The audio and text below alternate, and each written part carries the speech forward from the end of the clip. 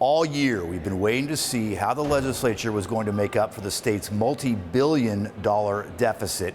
In the end, they came to an agreement on a budget that would increase taxes and have cuts to state services. Almost everyone in the state will be impacted if Governor Bob Ferguson signs the bills into law. Do you want this? Under the final bills of the session, special education funding would be increased by more than $1 billion. Landlords would be prohibited from raising the rent more than 10% a year based on inflation. But funding for colleges and universities would be reduced, along with financial aid and child care subsidies from the state. The final budget calls for nearly $9 billion in new taxes, but no state employees would be furloughed. The state's rainy day savings account is untouched, and cities and counties would receive $100 million to hire more law enforcement. On the tax side, the gas tax would go up 6 cents starting in July. Most business owners would pay more, along with the state's top capital gains earners.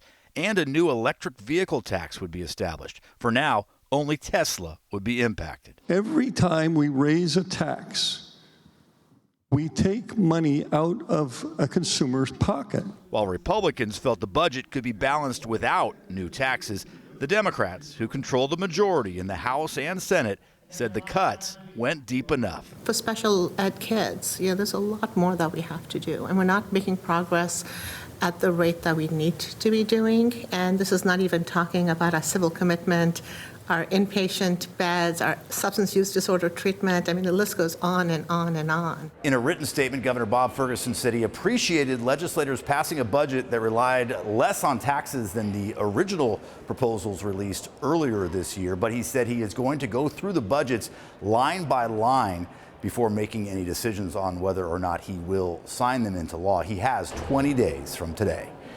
In Olympia, Drew Mickelson, King 5 News. For in-depth coverage of what happened during this legislative session, you can text the word session to 206-448-4545, and we'll send you a link right to your phone.